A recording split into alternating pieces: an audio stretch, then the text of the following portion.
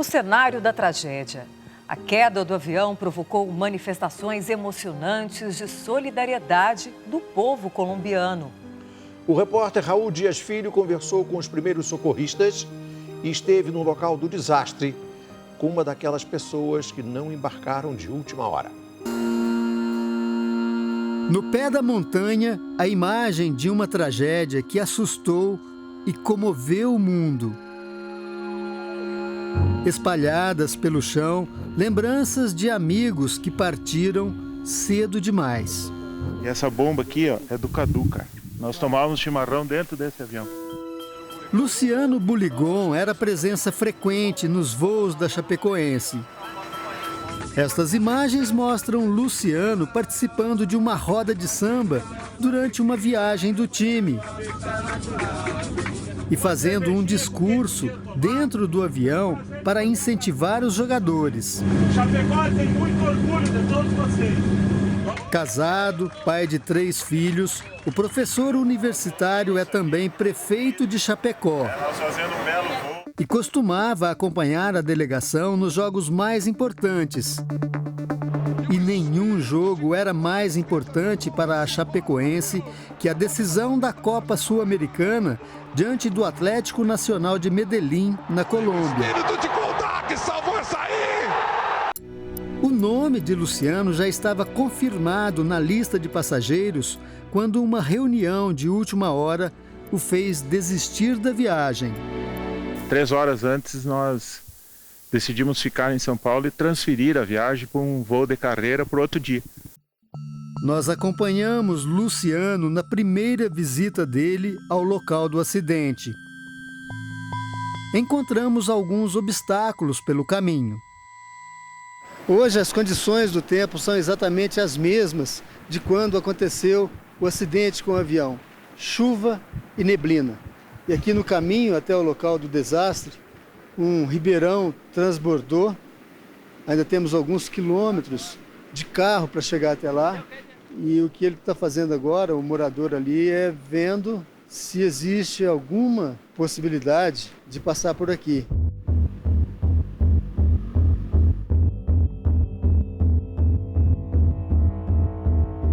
A caminho do local do acidente, nós paramos aqui porque exatamente nesse ponto, olha, lá na montanha, daqui a gente tem a primeira visão do local da tragédia, exatamente no topo da montanha. Dá para ver ali os destroços do avião. A cauda praticamente inteira do avião ficou no topo, onde aconteceu o primeiro impacto. Seguimos pela estrada, depois caminhamos no mato até chegar ao local da tragédia. De longe, Luciano experimenta a sensação de ter escapado por pouco da morte. A sensação de ter nascido de novo, né, de ter sido uma segunda chance. É só quem passa isso para saber que a vontade de tu poder agradecer a Deus e dizer que você teve uma segunda vida. Era para nós estarmos aí. De perto, o alívio do sobrevivente dá lugar à dor de quem perdeu muitos amigos. Cada objeto encontrado no chão relembra uma situação ao lado de um amigo que se foi. O prefeito encontrou aqui uma mochila com chimarrão. Erva mate de Venâncio Aires, cara. O Cadu, ele tinha muito orgulho de ter nascido em Venâncio Aires. Ele tomava o chimarrão dele e essa erva aqui é de Venâncio, ó. De Venâncio Aires, tá aqui, a terra natal dele. E essa bomba aqui, ó, é do Cadu, cara. Essa bomba eu vou levar.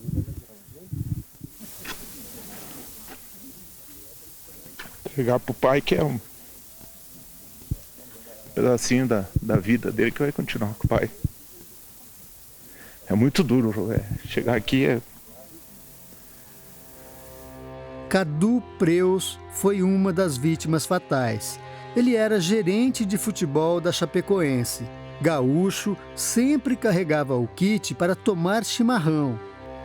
Conheci os adversários, né? Foi assim na primeira vez que o time viajou com a empresa aérea Lamia, em outubro. A turma, então, no avião que Cobija. A viagem era para Barranquilha, na Colômbia. Rumo à Colômbia. Luciano também estava a bordo. Praticamente, ele ficou estudando. Nessas imagens, gravadas dentro do avião, ele aparece tomando chimarrão. A bomba que ele usa é a mesma que encontrou no local do acidente, na mochila de Cadu. O voo fazia uma parada em Cobija, na Bolívia, para reabastecimento. Estamos parados agora para reabastecimento em Cobija. Escala que não aconteceu desta vez durante o trajeto até Medellín.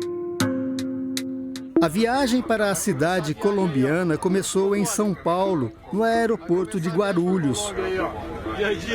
No dia 28 de novembro, a equipe da Chapecoense e vários jornalistas embarcam num voo comercial com destino a Santa Cruz de la Sierra, na Bolívia. Este vídeo foi gravado no saguão do aeroporto. Cada ano que passa, a gente vai conseguindo marcar a história no clube. E registra os momentos de entusiasmo. Vai começar a viagem para Colômbia aí, ó. Na Bolívia, eles trocam de avião e embarcam numa aeronave fretada da companhia Lamia. Essas imagens foram feitas em Santa Cruz de la Sierra na hora do embarque. O clima é de descontração e otimismo. Estamos muito orgulhosos de representar o Brasil, chegar a essa final, principalmente porque representamos uma equipe considerada média ou pequena no Brasil, e isso nos fortalece ainda mais e nos orgulha muito mais. O atacante Kempes brinca com o assistente de voo, Romeu Vacaflores, e elogia a empresa aérea. Uma final muito importante para nós, conduzido pela Lamia, nós estamos bem. 1h15 da manhã, horário de Brasília. Cerca de 4 horas depois da decolagem, o avião cai. A poucos quilômetros da pista onde deveria pousar, entre as cidades de La Unión e La Serra, na Colômbia. 77 pessoas estavam a bordo. Jogadores, dirigentes, funcionários do clube, jornalistas e a tripulação do avião. As equipes de resgate enfrentaram dificuldades para chegar ao local da queda. Era uma noite fria e chuvosa. Por favor, necessitamos ajuda. Alguém, por favor. Durante a operação de resgate, situações dramáticas aconteceram aqui em meio ao frio e à escuridão. Todas foram acompanhadas de perto por um jovem bombeiro, integrante da primeira equipe que chegou até o local do acidente. Andrés Congote tem 21 anos. É bombeiro na cidade de La Unión, perto de onde aconteceu o acidente. Andrés conta que quando avistou o avião, ainda de longe, à noite, gritou, na expectativa de ouvir alguma resposta. Nós bajamos hasta allá. Em meio aos destroços e ferragens, ele ouviu gritos e pouco depois avistou a luz de uma lanterna. Uma luz branca, o que nos alumbrara era Erwin. Não te desgaste, já técnico? O pedido de ajuda era de Erwin Tumiri, integrante da tripulação da Lamia. Não, tranquilo, técnico. Erwin foi resgatado a cerca de 30 metros de onde a fuselagem do avião estava.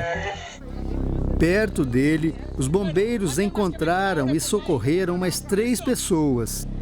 Mais abaixo, onde estava a maior parte dos destroços, outros 3 sobreviventes foram encontrados.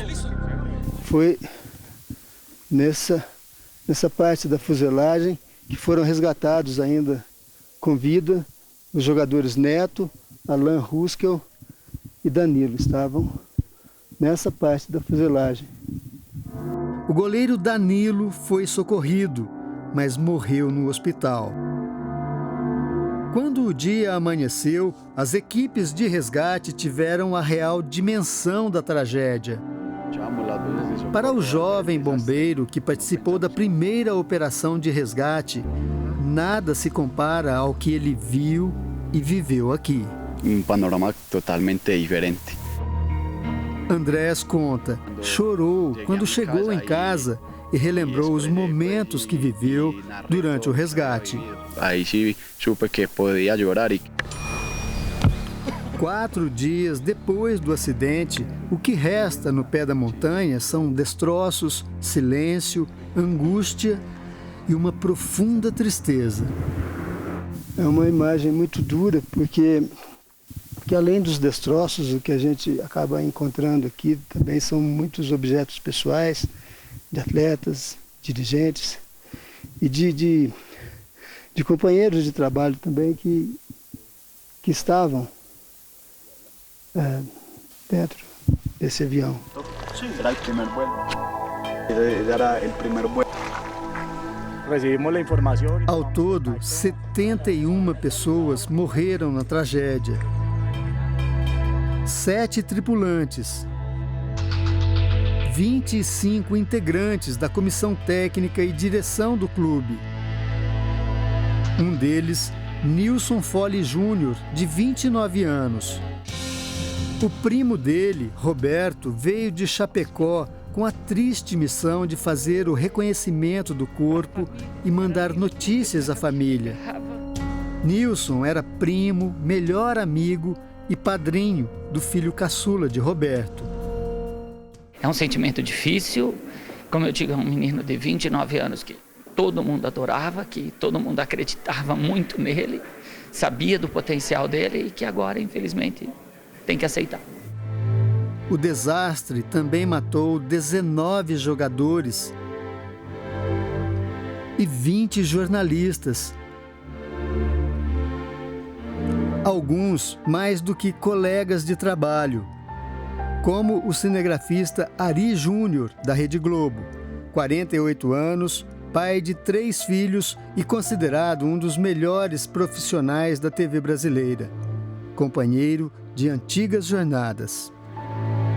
Aqui do lado de cá, uma camisa também da Chapecoense, uma pequena cruz de madeira e uma Bíblia que alguém levava na bagagem. Está aberta aqui com uma anotação. Gálatas, quando Deus quiser, não importa o passado. Ele transforma a vida. Agora, chegando aqui uma equipe internacional de investigação, são peritos da aeronáutica que vieram analisar, entrando aqui no meio dos destroços, procurar pistas que possam dizer quais foram os motivos dessa terrível tragédia. As caixas pretas com registros de áudio da cabine e dados da aeronave já estão com os investigadores. As informações serão fundamentais para que a perícia determine por que o avião da Lamia caiu a cerca de 30 quilômetros do destino final. Numa condição normal, os aviões passam por aqui, olha, e esta seria muito provavelmente a visão que o piloto do avião teria da cabine. No momento em que passasse pela montanha, ele teria, olha, essa visão. O vale, ali ao fundo a cidade de La Unión, e lá atrás, dá pra gente ver daqui, olha, é a pista onde o avião deveria pousar. O aeroporto José Maria Córdova, local onde o avião deveria ter pousado, fica a 36 quilômetros de Medellín. A cidade é a segunda mais populosa do país, com cerca de 2.200.000 habitantes.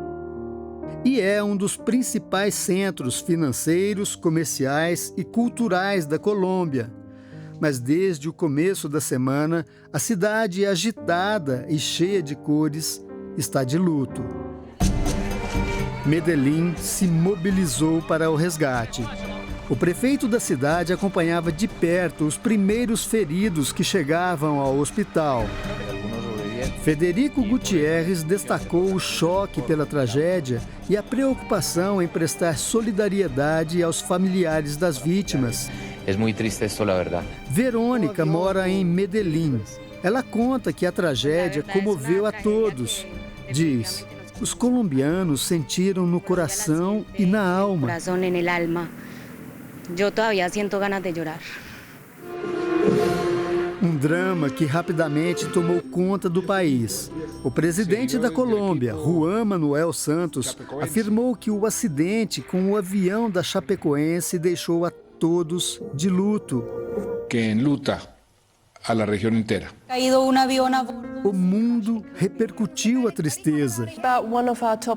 Na internet, a BBC de Londres contou a história do time de Chapecó, segundo a rede britânica, um conto de fadas que terminou em tragédia. Em sua edição eletrônica, o The New York Times mostrou imagens do local do acidente, as buscas durante a madrugada e o resgate de um dos sobreviventes. O sentimento no Brasil e no mundo foi traduzido pelo jornal esportivo Olé, da Argentina, o retrato da dor. A tragédia da Chapecoense é a maior da história envolvendo uma equipe esportiva. Mas outros acidentes aéreos já aconteceram com times de futebol. Em 1949, um avião que transportava a equipe do Torino, da Itália, teve problemas na aterrissagem e se chocou contra uma igreja. Todas as 31 pessoas que estavam a bordo morreram. 9 anos depois, 8 jogadores do time inglês Manchester United morreram depois que o avião se chocou com uma casa na Alemanha durante uma tentativa de decolagem. Nesta semana, antes de entrarem em campo, o Torino e o Manchester United fizeram 1 minuto de silêncio em respeito ao acidente na Colômbia. O que se viu por todos os cantos foi o mundo abraçando a Chapecoense. Estrelas do futebol mundial prestaram suas homenagens. Messi colocou o escudo da Chapecoense no perfil dele na internet e enviou mensagens a amigos, familiares e torcedores do time. Neymar disse que era impossível acreditar na tragédia. Pelé escreveu que a família do futebol está de luto e mandou solidariedade aos familiares. Maradona declarou que agora é torcedor do time brasileiro. Na última quarta-feira, dia em que seria realizada a partida entre a Chapecoense e o Clube Atlético Nacional da Colômbia pela final da Copa Sul-Americana, Medellín e Chapecó homenagearam os brasileiros que morreram no acidente. Na Colômbia, mais de 50 mil pessoas vestiram branco e levaram flores ao estádio e, emocionadas, entoaram o canto dos torcedores de Chapecó.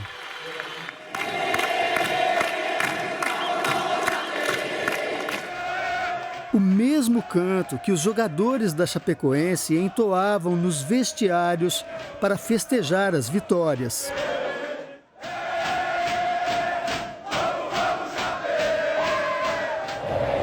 Colombianos de todas as idades se uniram aos brasileiros na dor, nas mensagens de apoio. Os balões brancos, soltos no ar, representaram todas as vítimas do acidente. Comoção que se repetiu na mesma medida em Chapecó. A tragédia na Colômbia provocou um sentimento de tristeza e solidariedade poucas vezes visto no mundo. Como explicar a força de um luto tão grande? Para este psiquiatra, a resposta é simples. A dor tem muito apelo e nós temos dentro de nós essa generosidade de compaixão com a dor do outro. Para o psiquiatra, o que choca mais é o fato de muitas vítimas serem jovens. A maioria estava no auge da carreira. Nós não estamos falando da morte de enfermos dentro de um hospital que já estavam em condições precárias de saúde. Nós estamos falando de jovens que representam crianças, que representam sonhos, que representam ideais, que estavam indo para uma situação de celebração dentro de um aspecto pungente da vida e abruptamente, violentamente, eles tiveram a vida interrompida. Na sexta-feira, na Colômbia, milhares de pessoas foram às ruas homenagear as vítimas. O cortejo com os corpos dos brasileiros percorreu 36 quilômetros até o aeroporto da base aérea de Medellín. No trajeto, a despedida comovente dos colombianos. Na base aérea, novas homenagens com honras militares, até o momento de voltar para casa. Nesse momento, os corpos das vítimas dessa tragédia começam a ser embarcados em um dos aviões da Força Aérea Brasileira, nesse último retorno rumo ao Brasil. Depois que todos os caixões são embarcados, os aviões decolam, um a um. Última etapa de uma viagem que terminou em tragédia e uniu dois países e milhões de pessoas na mesma dor.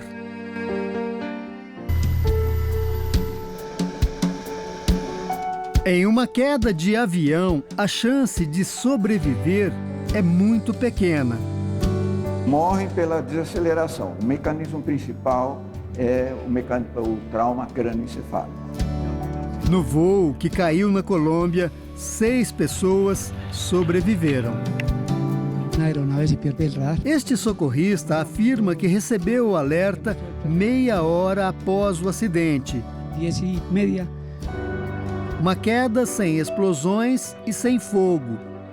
Estes foram os principais fatores para que estas pessoas se salvassem. 3 atletas, um jornalista e 2 tripulantes.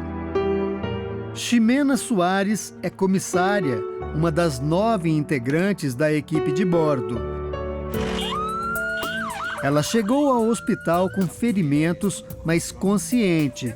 A aeromoça não quis falar com a imprensa, mas conversou com autoridades locais. Ela disse que a única lembrança antes do acidente era das luzes falhando dentro do avião. Menos de 1 minuto depois, veio o impacto. Outro tripulante que está fora de perigo é o boliviano Ervin Tumiri. A polícia da Colômbia divulgou este vídeo do momento do resgate dele.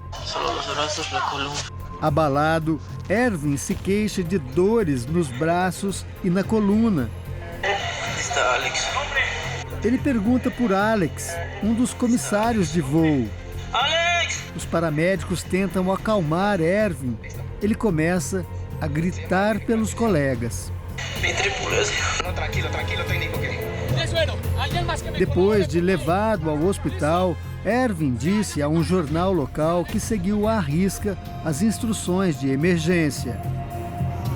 Ele recebeu alta ontem e seguiu para o país dele, a Bolívia, mas antes deixou um recado ao povo colombiano. Queria agradecer-lhes antes de irme a toda a gente de Colômbia. Depois que foram resgatados da mata, os sobreviventes foram trazidos para diferentes hospitais de Medellín. Os casos considerados mais graves eram justamente os de 3 jogadores da Chapecoense, o zagueiro Neto, o lateral Alan Ruskel e o jovem goleiro Jackson Follman, que teve uma das pernas amputada. Follman foi encontrado na parte traseira da aeronave. Estava preso entre poltronas e pedaços da fuselagem. Está passando por várias cirurgias, porque era muito contaminada as lesões, porque o avião caiu numa lama, então é muito sujo. Follman era reserva de Danilo, o goleiro que foi encontrado com vida e morreu horas depois no hospital. Follmann foi contratado pela Chapecoense em maio deste ano. Com 24 anos, já tinha passado por times grandes como o Grêmio do Rio Grande do Sul. Follmann também jogou pela Seleção Brasileira Sub-19. O chefe da equipe médica da Chapecoense soube do acidente na madrugada do dia 29 e viajou imediatamente para a Colômbia. Com ele foram outros médicos do clube de várias especialidades. Não sabiam ainda o que iriam encontrar, mas queriam ajudar no socorro das vítimas. O que me impressionou muito,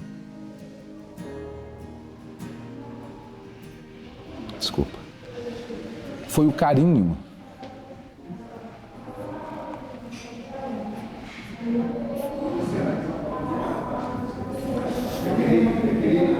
dos médicos, do povo, onde nós passávamos,